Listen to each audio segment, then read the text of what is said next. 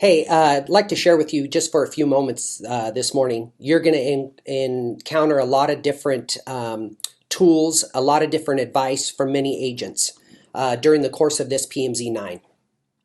And I came to PMZ in 2006, and it really did change my business because of the processes and the steps that were taught to me. So we're going to go over a few this morning. I'm going to be talking about sphere of influence and the importance of the sphere of influence in our business. This is one of the many, many important things you are going to learn. So please take notes. And if you hear somebody emphasize something or it is stated multiple times, it just means it's important. All right. So we're going to kick this party off. Sphere of influence. I'm Josh Letras, and I am the manager of the PMZ office at Carpenter Road. And that is not working. Gotta love it. Okay, here we go. There it is. We're live. Okay, so when I first did this this talk with our PMZ family, this was a lake in the Midwest, and I don't know if you are aware of what Asian carp are, but basically Asian carp have infiltrated all the lakes in the Midwest. And so what happens is vibration. This guy is driving through the lake, and the vibration of the motor stirs up these Asian carp, and they start jumping out of the water like crazy. And to the fact where they were literally jumping into the boat and hitting him. And it's really comical because when I got into the business in 2003, we were in the heart of the housing boom, and things were escalating rather quickly. And so we found between 2003 and 2006, prices were just skyrocketing, very similar to right now. And when you got in the market back then, you really didn't have to know a lot of what you were doing. The clients were like these fish. They were just hopping in your boat. I mean, people were doing 100,000, 150,000 with their eyes closed. And so I just think it's funny how they say that history repeats itself, and we kind of find ourselves in that similar situation, similar characteristics, yet there's enough differences to make it somewhat different in today's market environment. So when we start our business, we really want our sphere of influence, our database, and you're going to hear that word a lot. We want our database to look like this gorgeous oasis, this pond and waterfall, and it's surreal and it's calming and it's plentiful. But typically when we start real estate, this is what our sphere of influence looks like. Do not despise small beginnings. We've all got to start somewhere. And one of the things the agents in today's market, and I don't know, I think in general, we set these expectations that we're confident in ourselves and that we're going to kill it and we're going to get out there and get business. But we compare ourselves to a lot of other agents. Look around the Zoom room. Look around these people that are joining and getting in the business with you. We compare ourselves to them. And if we get a deal as quick as they do, what you have to understand is that everybody's sphere is at different stages or timing of successful processing of deals, meaning that you may get into the business and you've got 3 or 4 people ready to buy or sell right now. And that's fantastic. Not everybody has that. I will tell you, it's diligence, hard work, and consistency that will create a successful real estate career. So when we first start, this is our database. We're like, man, I don't know who to market to, who to talk to, who do I let know that I'm selling or buying? And a lot of times we just like to start with our family and friends. If you don't know who your target is, you're never going to hit that target or your goals that you are creating for your real estate career when it starts. So we're going to talk about sphere of influence, our database. This should be your main and most productive source of business leads. So typically, it's going to contain friends, family, workplace friends, different things like that. I mean, those are the people that you're around every day. Those are the people that you're in relationship with. This is your pond. There's that saying that the best fishing is done in your own backyard. So we need to create a database that is alive, that is active, and that produces for us. Some of you are familiar with the sign spinners, and you have those people that stand out on the corner and they're flipping the signs and come and buy our pizza. Well, just imagine, if you will, you are creating fans that will stand out on the corner and flip the signs with your name on it in order to generate business for you. That's what we call a referral.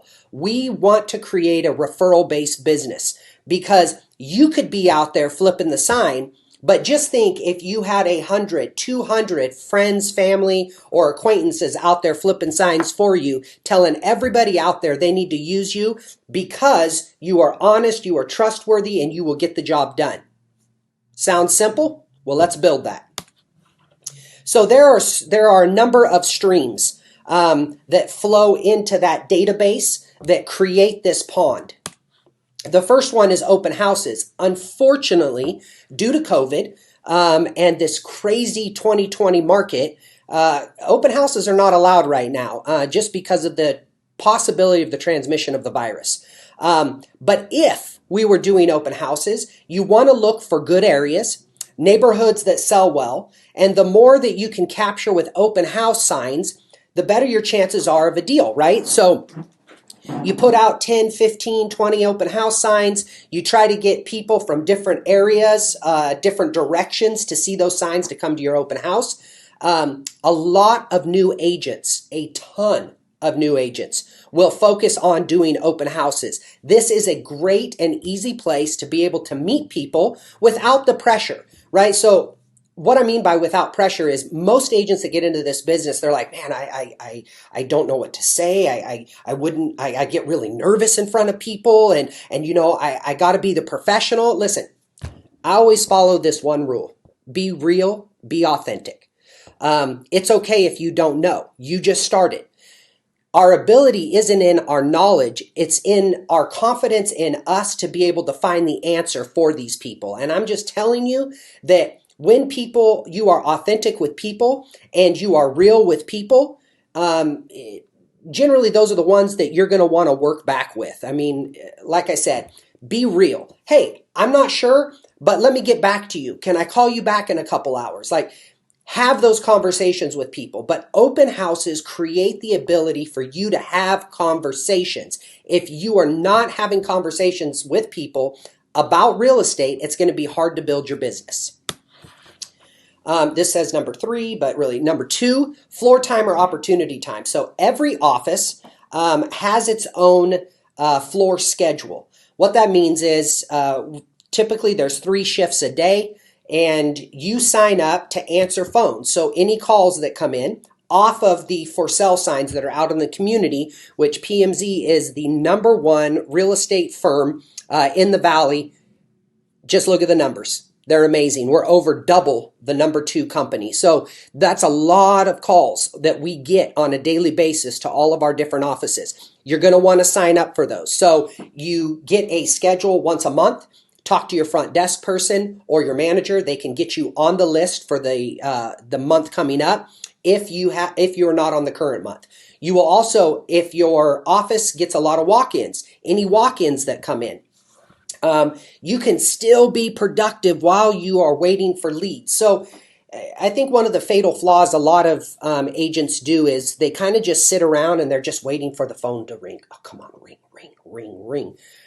Here's the reality. We have to learn to multitask. Now, there's a debatable argument over the years that there really is no such thing as multitasking because you can only do one thing at a time. But the concept or the idea is don't just sit there looking for or waiting for the calls to come in. You could be doing social media posts. You could be writing a note card. You could be returning emails. This is an opportunity to multitask and produce at different levels. So, hey, it's great. We've had some great floor times without us being able to do open houses right now. I'll tell you, we've had a couple agents this year. One answered the call and wrote up a contract for a doctor out of LA relocating to this area, $1.6 million, a floor call. Had another floor call this year. I believe it was $850,000 purchase.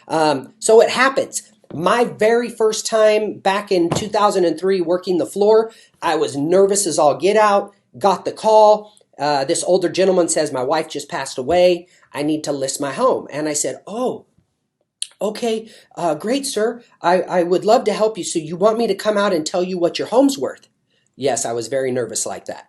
And he goes, no, son, I want you to come and sell my home. I got to move down to, I think it was Fresno, and be with the rest of my children, and they're going to help take care of me. I think that was 825,000, sold in 24 hours to somebody, an agent in my office and his buyer. So, hey, magic strikes, lightning strikes, magic hits, like things happen, but you have to show up in order to get the opportunity. Social media. Social media has probably been hands down the number one driver of business leads or referrals for me. I joined Facebook probably, well, that's after I left MySpace. Because that really wasn't too popular. Came to Facebook, and marketing on Facebook has really helped get your notoriety or your name out there on a bigger platform than you could have if you were on your own. So social media, we're talking Facebook, Twitter, LinkedIn, Pinterest, you've got Instagram, all these different, TikTok now. Any way that you can get your face in front of more people. Again, most of this is free. You can create these accounts. I do want to caution people in trying to create too many accounts because that's a lot to manage. There are certain social media platforms where you can manage all your social media accounts and post from one and it'll post to all of them. I highly recommend that you look at your options, but one thing is certain in today's market, you have to be involved in social media, but please be very careful. I'm very much a people person myself, but on social media, there is a very small margin of error for the things you post. And people seem to get lit really easy in today's market or today's society in general. So just be careful what you post. If you're not ticking somebody off, I think that's just bound to happen on all of us. That should not be our goal or our point. We definitely should do our best to get our name out there, let people know what we do, but try to stay away from any hot button topics. Real estate sites. So once you become an agent, you're going to find, we're going to teach you to target. Target first-time home buyers, target people that have equity in their homes, target people that are wanting to downsize maybe, wanting to upgrade. So we're going to teach you a lot of these different aspects of the industry. But when you become an agent, you become targeted by these companies, Zillow, Trulia, Realtor, Homes.com. Again, most of these are free to join. But if you want to get leads from them, because they're going to peddle leads, they're going to tell you, look, we have found you to be the one agent in the area that we want to send leads to. They're lying to you. They just say that because they want your money. That's the truth. So listen, these sites are necessary, and I only say that because everybody logs into them. But I think Zillow's one of the worst for being up to date. Because again, if these sites were up to date with the actual pendings and how fast things were going pending, they wouldn't have leads to give out because nobody would call on those properties. So sometimes there's a lag in their time to update the properties because they're trying to get these agents leads that they're paying for. These sites can charge hundreds of dollars a month for leads. And most of the time they're a cold lead. So real quick, difference between a cold lead and a warm lead. Cold lead, you absolutely do not know this person from Adam. They came to you asking you questions about this property, and it's your job to warm this lead up like Mr. Miyagi, right? Like you've got to work this lead, and it takes a lot of effort, a lot of time.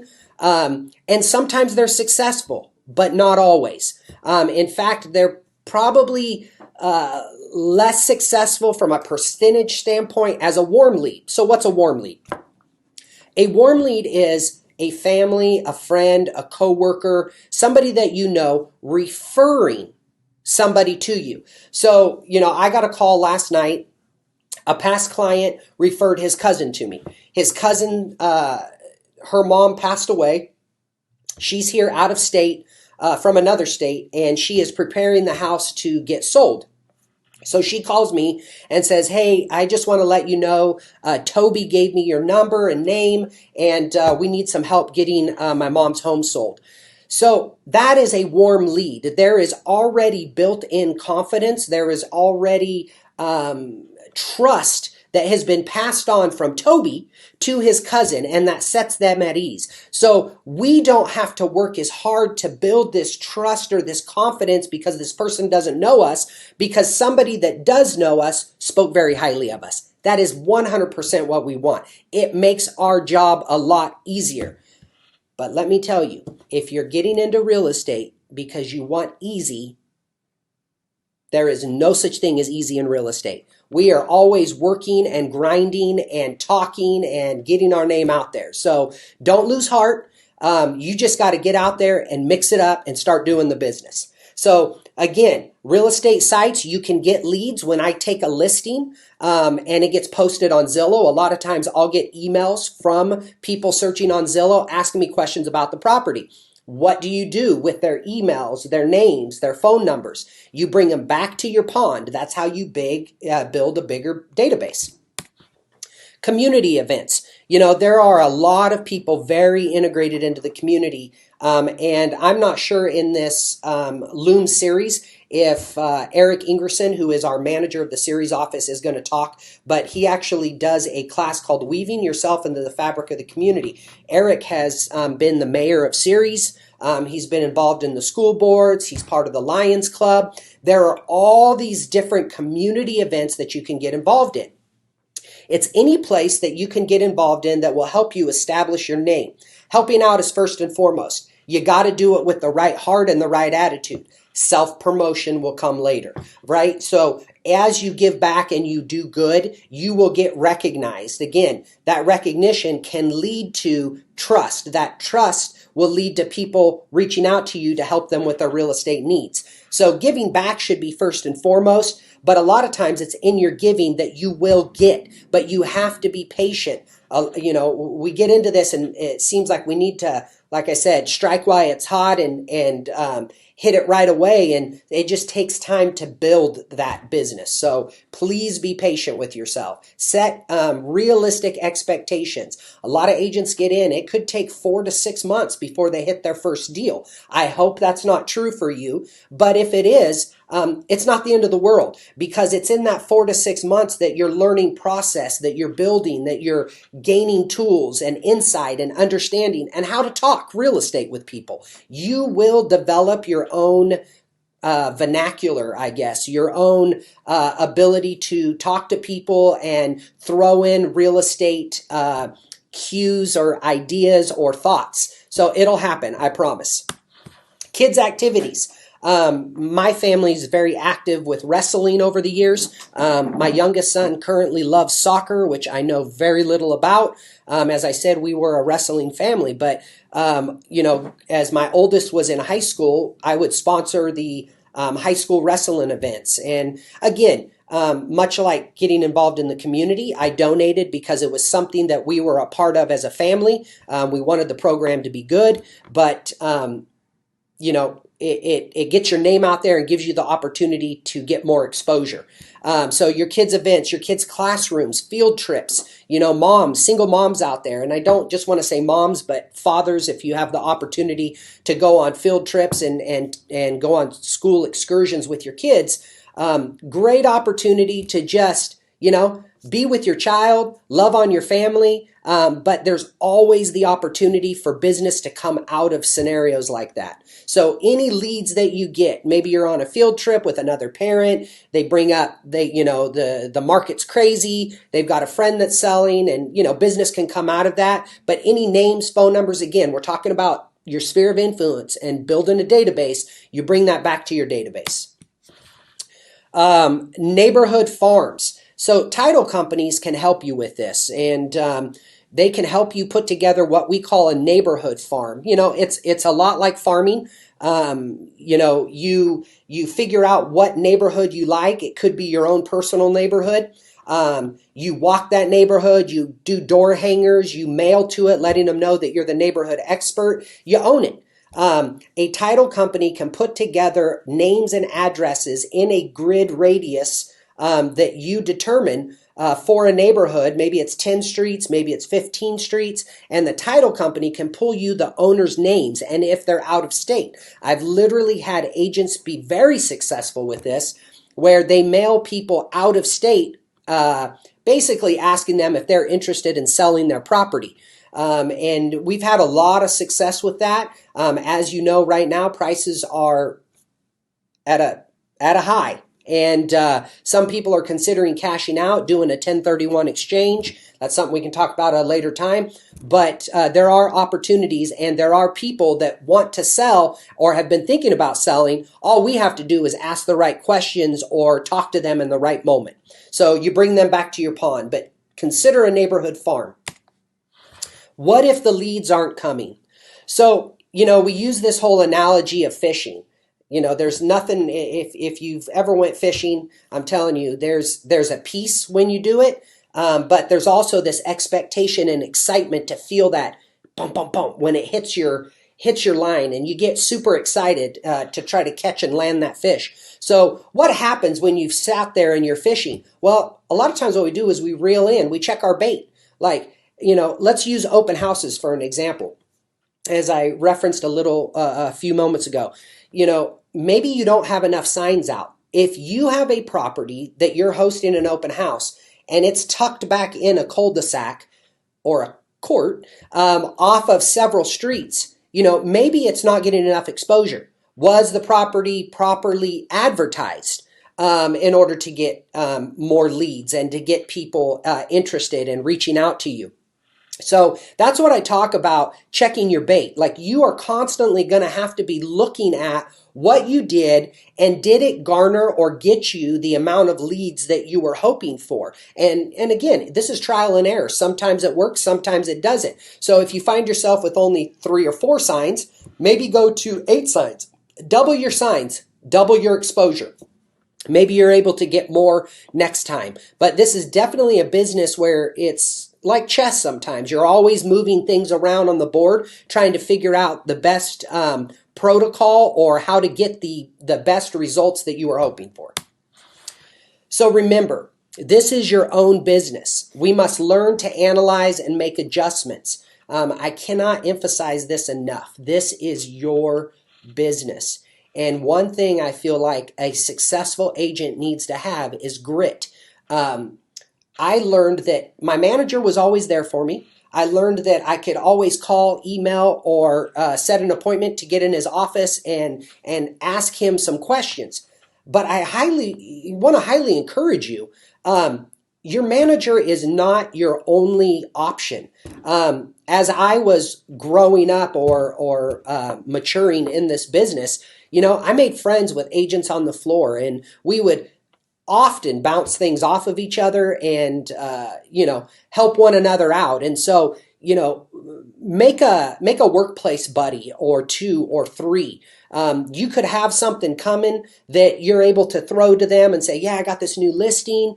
I'm just telling you, relationship is what makes real estate go round. So do not avoid it. Throw yourself into it, and you will be successful. Remember that what attracts you may not attract someone else. So when you're talking about open houses, when you're talking about properties, right? Not every property works for everybody that's out there looking. And so you're going to come across unique properties. That's okay. We have this saying, it only takes one offer to make a deal work. I think sometimes in markets like this, we get spoiled. We've got 8, 9, 10. Recently, Danny, one of the guys that works for me, he had 19 offers in 72 hours on a property. And you may think like, oh my gosh, that's crazy. But during the REO days, real estate owned or bank owned properties back in 2004, 5, and 6, as the market was exploding. Then we have this peak in the prices, probably end of '05, beginning of '06, and then the market crashes, right? It had already started coming down, and all the bad loans get exposed in 2008, and the market just starts to tank. Well, you're looking at that, and REO'd or bank-owned properties, they were just a dime a dozen, and there were a ton out there. And so, you've got to be able to make adjustments for the different types of markets you're in. Then short sales started picking up. So it doesn't matter the type of market you're in. You can be successful. It's going to be determined on your hustle and your grit. And those that don't take no for an answer, those that continue to forge ahead, your business will be successful. If you are too meek and too mild and too shy, that could impede your success. Again, everybody has different goals. Your goal may be, hey, I just want to sell 4 a year, 1 a quarter to pay for my kids' college. That's okay. As a company, as a manager, we're here to help you meet your goals, whatever your goals are. Because what I've learned from just being in this business almost 18 years, if you don't take your goals serious and they're not personalized, no one's going to be able to help you reach your goals better than you. You have to reach far and wide, and you will not land every fish or lead. Listen, it's okay. You'll go on a listing presentation. Maybe your personality wasn't a good fit for them. Maybe they didn't like the price you told them for their property. Maybe they feel like your commission's too high. Listen, you're going to encounter that. That's just part of the business. One of my favorite, I want to say, scriptures is, though a righteous man falls 7 times, yet will he rise. You have to learn in this business to continue to pick yourself up, because you won't land every fish. You won't land every lead.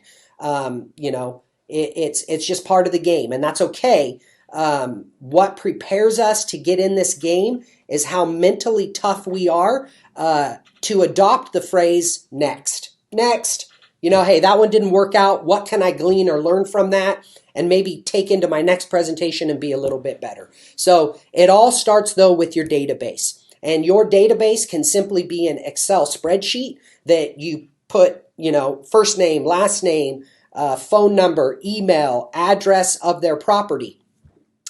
Or it can be a program that you actually buy into and pay monthly for, and it gives you a lot more options. I know PMZ just recently launched their own client management program on our back office system. And so look into that, talk to your manager, reach out to marketing. They can help you get that set up.